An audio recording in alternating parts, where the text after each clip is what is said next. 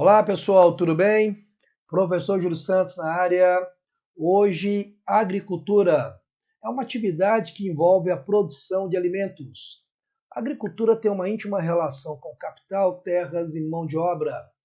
A agricultura está atrelada a fatores físicos, humanos e econômicos. Fator físico: clima e solo. Fator humano: mão de obra. Fator econômico: capital e tecnologia. Ao trabalharmos a agricultura, temos que fazer uma distinção entre sistemas agrícolas e sistemas de produção. O sistema agrícola é uma técnica, uma metodologia voltada ao cultivo, ou seja, à produção de alimentos. Já o sistema de produção, tipos de cultivo. Agricultura comercial ou especulativa, agricultura de jardinagem, coletiva, agricultura de subsistência. Esta última voltada ao consumo próprio familiar com técnicas ultrapassadas, obsoletas. Então, vale mais uma vez lembrar que a agricultura é uma atividade que envolve a produção de alimentos. A agricultura tem uma íntima relação com capital, terras e mão de obra. A agricultura está atrelada a fator físico. O que seria o fator físico? Solo e clima. Ao fator humano, mão de obra, que pode ser qualificada ou desqualificada. Fator econômico, capital e, sem sombra de dúvida, tecnologia. Ao trabalhar a agricultura, temos que fazer uma distinção: sistema agrícola, sistema de produção. O sistema agrícola, eu disse, é uma técnica. Mais do que isso, metodologia voltada ao cultivo. Não vamos confundir, gente, com sistema de produção, que nada mais é que os tipos de cultivo. Eu tenho dois tipos de sistema agrícola que me interessam: extensivo e intensivo. O que é um sistema agrícola extensivo? Normalmente realizado em latifúndios. Mão de obra desqualificada, boia fria, trabalhador rural sem vínculo empregatício. O que mais? Técnicas ultrapassadas, obsoletas. Grande produção. Não vamos confundir produção e produtividade. Produção é quantidade e produtividade, quantidade por área. Já o sistema agrícola intensivo, normalmente minifúndios, mecanizado, mão de obra qualificada, grande produtividade, ou seja, produção por área. Vamos registrar então. Extensivo. As características mais recorrentes: latifúndio. O que mais? Mão de obra. Mas é uma mão de obra desqualificada. Técnicas obsoletas,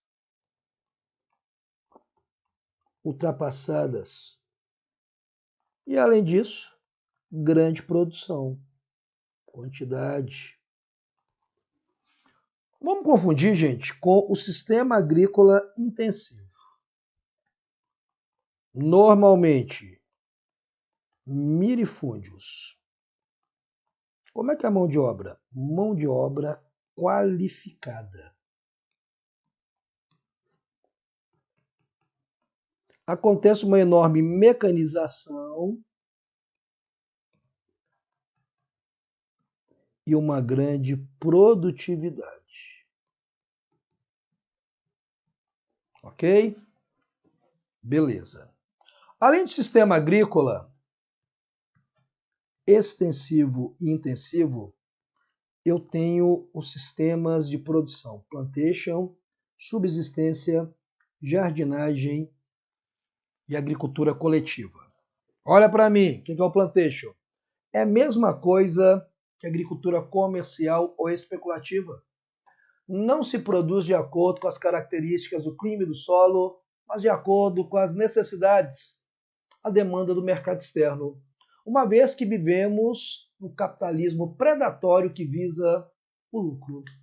Já a agricultura coletiva é aquela onde todos compram a terra, trabalham, produzem, vendem a produção e dividem o lucro. É o que você chama no Brasil de cooperativas. Temos também a agricultura de jardinagem, alguns autores preferem chamar de superintensiva, aquela de excelência. Produz o máximo possível em pequeno espaço, em pequeno tempo. O uso de uma enorme, de uma intensa tecnologia. Subsistência eu já destaquei, voltada para o consumo próprio familiar, técnicas obsoletas, ultrapassadas. Então vamos destacar de maneira mais pormenorizada o plantation. Ele visa o mercado externo, monocultura, grandes latifúndios.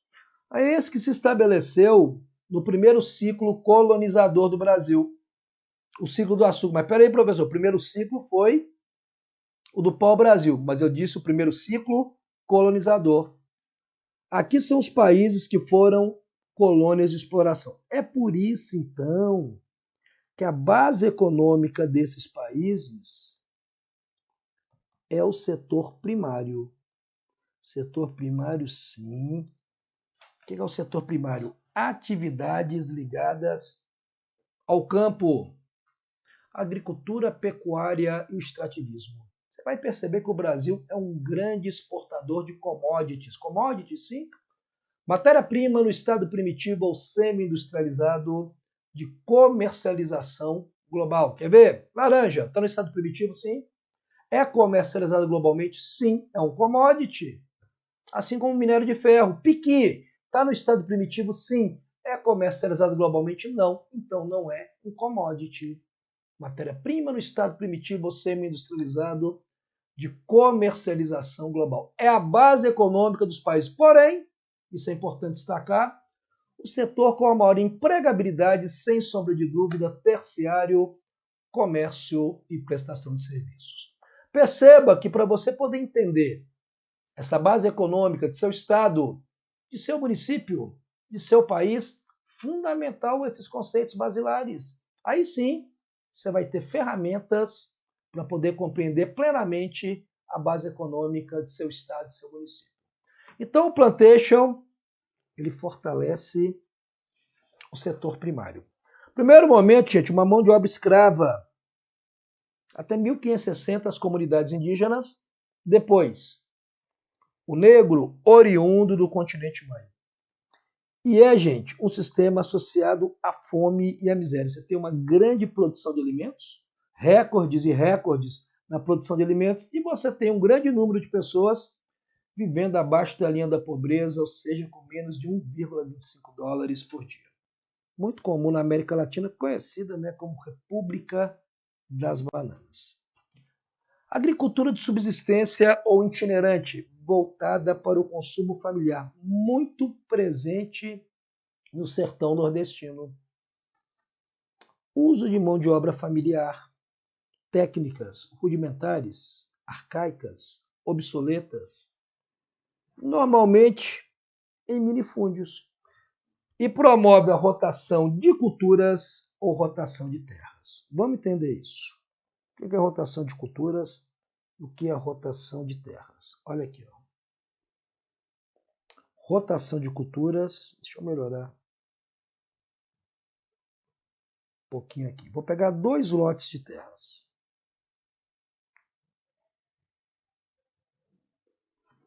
Esse primeiro lote aqui, eu vou representar uma rotação de terras. E o segundo, atrelado a uma rotação de culturas. Vou dividir em 3 lotes. 3 lotes. Rotação de terras. No primeiro, eu plantei milho. No segundo, soja. E o terceiro vai ser o quê? Pósio. Professor, o que é pósio? É a terra em descanso. Tem tanta terra que eu posso me dar o luxo de colocar uma terra em descanso. Na safra seguinte, aonde que eu plantei?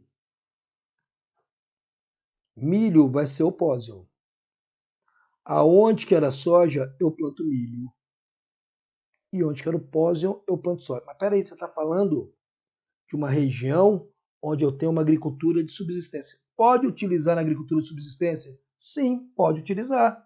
Muitas vezes utiliza não porque ele quer descansar a terra, porque ele não tem recursos para explorar toda a terra. É mais comum no sistema de subsistência a rotação de culturas. Plantei milho, plantei soja, feijão. No outro ano, onde que era milho vai ser feijão, onde que era soja vai ser milho e onde que era feijão, soja. Aqui é o sistema de rotação de culturas que está mais atrelado à agricultura de subsistência ou itinerante, muito presente no sertão. Sertão da onde? Todo sertão. Aí eu quero destacar do Piauí, de Pernambuco, região da Bahia, tá? Vamos esquecer também não da Paraíba. Região de clima semiárido, tá bom? É melhor. Principalmente o sertão do Piauí e o sertão da Paraíba. Então, eu tenho um sistema de subsistência. Já a agricultura de jardinagem, a gente pode chamar ela de super intensiva ou agricultura 100%. É produzir o máximo possível em pequeno espaço e em pequeno tempo.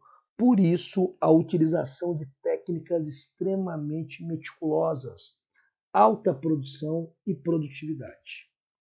Tá? Mais produtividade do que produção. Por quê? Porque é feito em pequenas e médias propriedades. Acontece muito com a risicultura, arroz, uso intensivo de mão de obra, uma mão de obra, na maioria das vezes, qualificada, vinculado ao clima de monções. Se você fala o clima de monções, você está pensando em qual região? Região da Ásia. E o uso do terraceamento. O terraceamento ele tem como principal aspecto aumentar a absorção de nutrientes e evitar a erosão. Pensa comigo aqui. Você imagina que eu tenho um solo aqui, um relevo, melhor dizendo, que ele é acidentado. E aí eu resolvo plantar um cultivo aqui. O que você acha que vai acontecer? Quando acontecer uma precipitação, a força da água, fruto desta precipitação, ela vai promover o aumento da erosão e a redução na absorção de água. Eu aumento a erosão, a força da água e vai ter uma pequena absorção de água. E aí eu resolvo fazer uma técnica chamada de terraceamento, ó, degraus. Vamos pensar na mesma precipitação. Acontece a precipitação, ó. A água, gente, ela vai descer com o quê? Com menor velocidade. Se a água desce com menor velocidade, você vai ter o quê? Obviamente uma menor erosão. E além disso, uma maior absorção de água, que é fundamental para absorver nutrientes. Isso se chama terraceamento. Deixa eu escrever aqui, ó. Terraceamento. Ok? Terraceamento. Beleza, então eu tenho nessa aqui, agricultura de jardinagem, a terraceamento. Tá? E eu tenho outras formas também, o agrobusiness, os negócios agrícolas, agricultura comercial ou plantation, agricultura coletiva, todos compram a terra, produzem, vendem a produção e dividem o lucro, e a agroindústria, que é um processo de agregar valor a estes produtos. Pega o tomate, faz o extrato de tomate, eu estou agregando valor. ok? O Brasil, ele possui grande produção, contudo, ainda ele tem baixa produtividade, por quê? Terras ociosas. Essas terras ociosas são o quê? Muitas terras nas mãos de poucos, poucas terras nas mãos de muitos. Terra ainda no Brasil é sinal de riqueza, porém eu tenho terras ociosas, devido à presença de uma estrutura fundiária desequilibrada a partir de grandes latifúndios. Então, são características da estrutura fundiária do Brasil: má distribuição, uso da terra para questões políticas, os coronéis ainda extremamente presentes no interior brasileiro. Diga lá, interior de Minas Gerais, sertão nordestino. O uso da terra como elemento de manipulação, o que acaba provocando diversos conflitos. Tudo bem? Porém, o meu grande objetivo na aula de hoje é destacar a agricultura e a pecuária do estado do Piauí. Estado do Piauí que é marcado pela uma produção extremamente interessante, a fruticultura. Ele é marcado pela produção de arroz, feijão, mandioca, caju. Ele é marcado por uma produção bastante diversificada e fato esse, principalmente na porção oeste do estado, já que essa porção oeste do estado, onde encontra-se a capital Teresina, é uma região de clima equatorial. O clima acaba sendo um elemento extremamente interessante ao pleno desenvolvimento da agricultura no estado do Piauí, que tem sido alvo de grandes investidores, de grandes empresas agrícolas vindas de outras unidades federativas. Então vamos pensar agora no estado do Piauí. Gente, quais os motivos que o estado do Piauí ele tem um grande desenvolvimento agrícola? Me diga aí os motivos. Primeiro motivo, o que seria? Os fatores hídricos, principalmente na porção oeste. Só para você ter ideia, gente, o estado do Piauí, o Piauí, ele possui 2.650 quilômetros de rios perenes. Rios que não secam, principalmente na porção oeste. O relevo também é extremamente interessante. Tá? A porção mais ao sul do estado, você vai ter ali a planície do litoral ao sul, né? A planície do litoral, obviamente ali, ela vai margear a porção sul do estado, melhor dizendo. Então a planície litorânea, né? Que é litoral ali de 66 quilômetros, mas ela vai margeando ali a região do Parnaíba. E mão de obra, gente, abundante, uma mão de obra barata. Eu tenho terras e mão de obra barata. Essa mão de obra barata e essas terras baratas, esse relevo, né? Essas terras, juntamente com uma mão de obra barata,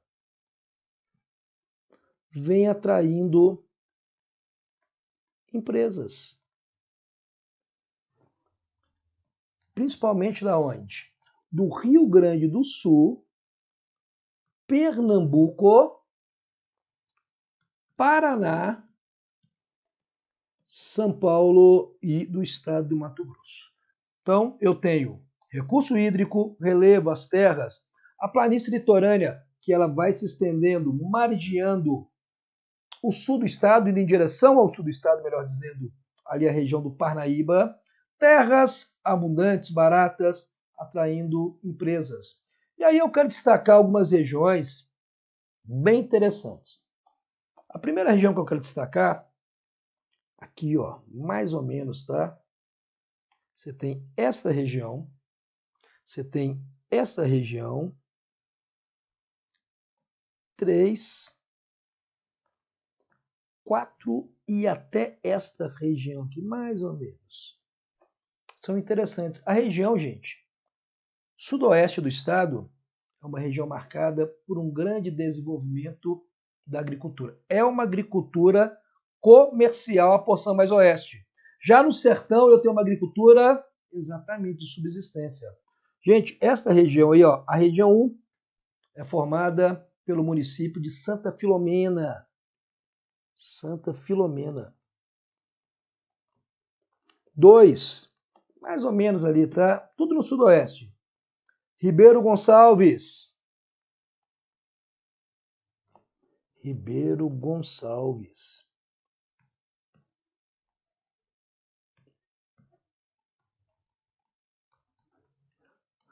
A número 3, a região de Giboês. Giboês. Região 4, eu vou ter Corrente. E eu vou ter, na região 5, Canto do Buriti. Qual que é a agricultura desenvolvida por essas regiões?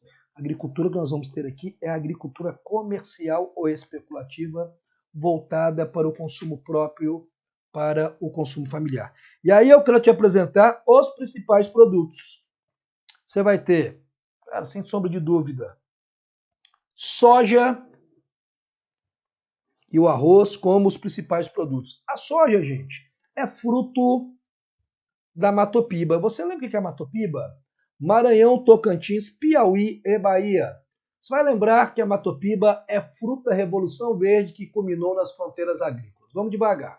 Na segunda metade do século XX, mais ou menos 1960, 67 ali, o governo americano se destaca devido à Revolução Verde.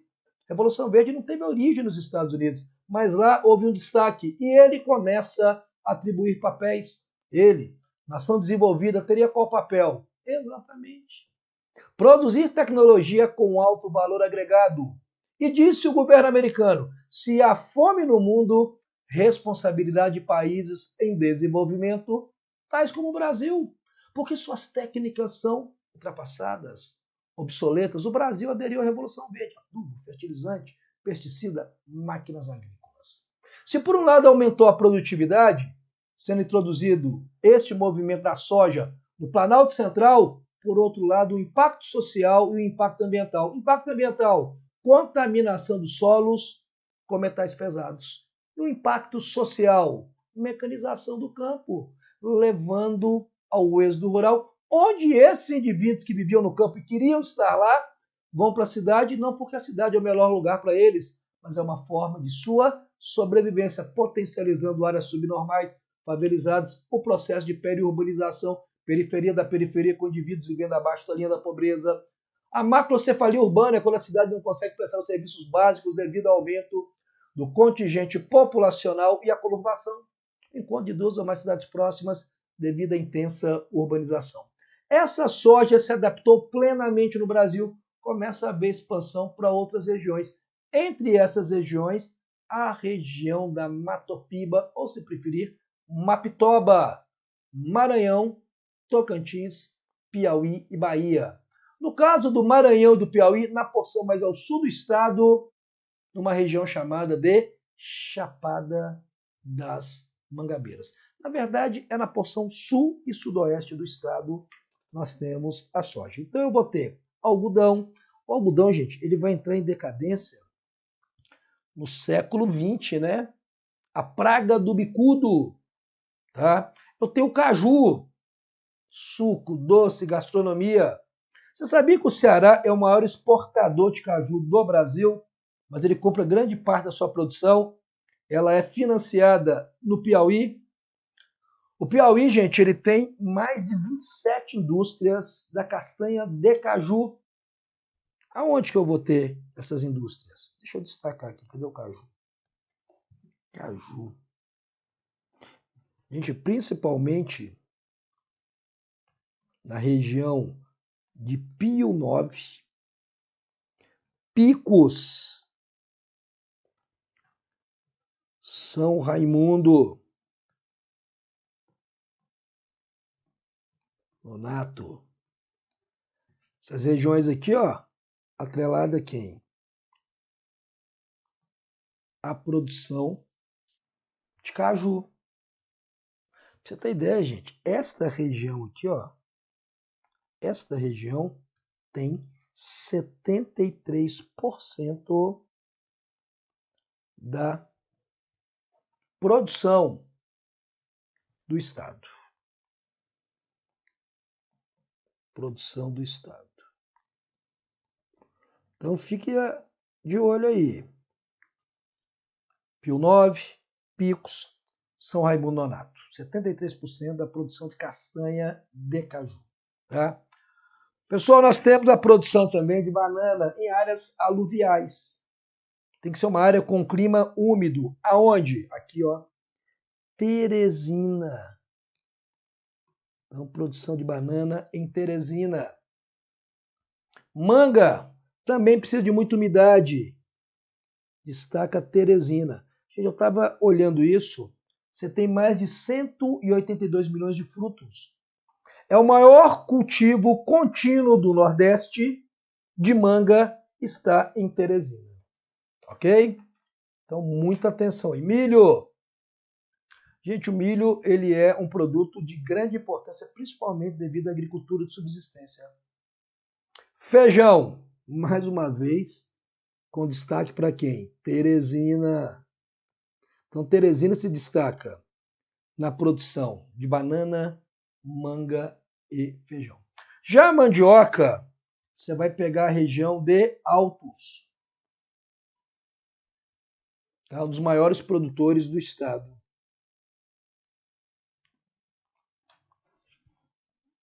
Arroz. E aí, arroz, gente, como é um produto tão importante, eu quero destacar aqui os principais municípios. Precisa de umidade, então, na porção oeste, Parnaíba.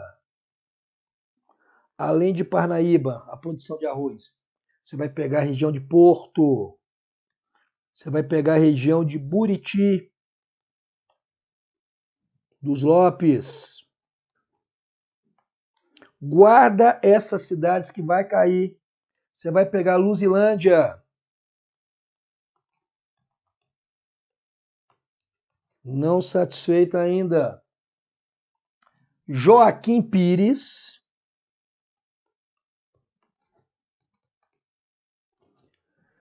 E a gente não pode esquecer a região de Miguel Alves. Professor, tem arroz em Teresina? Tem, mas é uma produção muito pequena, tá? Muito pequena. Então, o arroz está relacionado a essas cidades. O algodão, você pode destacar aí. O algodão, ele teve um auge ali, século XIX, século XX, picos na região do Alto, do Médio Canindé, na região de Pio 9, tá? Você tem ali a produção de algodão, extremamente interessante, tá? Então nós temos aí, além do algodão, temos o cacau, a cana-de-açúcar, né? Que é a base do desenvolvimento da região Nordeste a partir do ciclo do açúcar do litoral para o interior, né? Pelo sistema lá que você já conhece de capitanias hereditárias. Aqui, demonstrando a região do Piauí, a sua participação dentro da Matopiba. 337 municípios da Matopiba, 73 milhões de hectares. 73 milhões de hectares. O que mais que eu tenho? Eu tenho também um cerrado, tá? Por isso que o cerrado é tão devastado, gente, na região.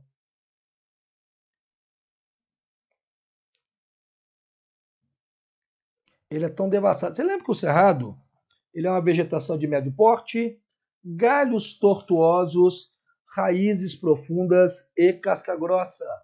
O que o cerrado ele é, gente? Ele é um hotspot. Hotspot. 3/4 foi devastado, grande possibilidade de extinção das espécies locais endêmicas. Até porque existe no cerrado a devastação devido à agricultura comercial ou especulativa. Não se produz de acordo com as características do clima e do solo, demanda, necessidade do mercado exterior. E por que a soja ela acaba sendo tão marcante no território brasileiro hoje? Matéria-prima, insumo para ração bovina, o Brasil tem mais de 230 milhões de animais e, além disso, importante destacar, eu tenho a soja para exportação, uma vez que é uma proteína vegetal alternativa à proteína animal. Então, muita atenção. Ásia, Europa, já que a carne bovina é muito cara na Europa e na Ásia, porque os países são reduzidos, diminutos, acontece uma grande especulação imobiliária, não tendo muitas terras destinadas à criação de gado. Por isso, eu tenho um grande volume de soja nesta região. 324 mil estabelecimentos agrícolas, 46 unidades de conservação, 35 terras indígenas, 36 quilombolas, 1.053 assentamentos de reforma agrária. E não é tudo. É uma região marcada por enorme extrativismo vegetal. Vamos pensar comigo. Nós temos a borracha. Nós chamamos borracha de maniçoba. Isso acontece, pessoal, no início do século XX, entre os anos 1901 e 1950. Lembre-se que a borracha no Brasil, ela entra num momento extremamente delicado, com o tráfico de mudas pelos ingleses, disseminando essas mudas na região da Ásia. Lembrando que essas mudas não possuíam a praga do microciclos. Então eu tenho a borracha de maniçoba, o angico, extraído o tanino para o tratamento da pele e couro, shampoo de jaborandi, o piqui para gastronomia, o tucum, óleo, a carnaúba, extremamente interessante em áreas alagadiças, o pó da palha, cera e vela, o babaçu, shampoo, sabão, a casca do babaçu, carvão vegetal, e o buriti, doce, suco e licor de buriti, muito gostoso. Gente, além da agricultura, a gente tem que lembrar também da pecuária. O Brasil, gente, tem uma das maiores pecuárias do planeta. Mais de 231 milhões de animais, destacando-se principalmente o estado do Mato Grosso. Por isso que há uma produção de soja tão acentuada. A soja é a matéria-prima, o insumo para a ração bovina, e serve também como uma alternativa à proteína animal nos países da Europa, diminutos, reduzidos, Europa e Ásia, áreas que são sujeitas a uma enorme especulação imobiliária, não havendo uma grande criação de bovinos, acaba havendo o consumo da soja brasileira como uma proteína vegetal alternativa a essa proteína animal. O Brasil, então, ele se destaca por uma pecuária, uma das maiores do mundo. Porém, existem alguns fatores que afetam o seu rendimento. Estrutura fundiária, grandes distâncias, baixo nível tecnológico, alto preço dos medicamentos, sendo que grande parte desses medicamentos tem origem na Europa. 25% do território brasileiro, pastagem, e ainda assim é insuficiente para 231 milhões de animais. As condições climáticas também são extremamente favoráveis. E aí nós temos dois tipos de pecuária, a intensiva e a extensiva. Intensiva, grande produtividade, os animais são confinados, uso de métodos científicos. E a extensiva, chamado boi verde, muito praticada em algumas regiões do sertão nordestino. Animais criados soltos, baixa tecnologia e a utilização da vegetação rasteira, herbácea, como forma principal de alimentação desses animais. Então, a pecuária intensiva, uso de tecnologia, métodos científicos, próximo aos grandes centros, confinados, elevada produtividade. Já extensiva, grande produção. as técnicas rudimentares, normalmente em grandes latifúndios, é o chamado boi verde. Quando eu penso na pecuária do estado do Piauí, sem sombra de dúvida, eu vou pensar na pecuária do boi verde. Todo estado pratica, mas eu quero destacar 3 regiões. Primeira região, mais ou menos aqui, ó. Mais ou menos. Essa região aqui, ó. Campo Maior. Então eu tenho Campo Maior. Segunda região que eu quero, Picos. Se não estiver muito bem localizado aí, tranquilidade. E a terceira região, você vai ter São Raimundo Nonato.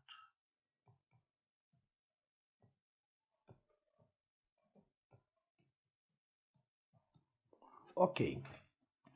Pessoal, o estado do Piauí, ele tem 50% do gado em Campo Maior, Picos e São Raimundo Nonato. 50% do gado. Há também uma criação de caprinos na região do Alto Médio Canindé, também em Campo Maior, e na região de Picos.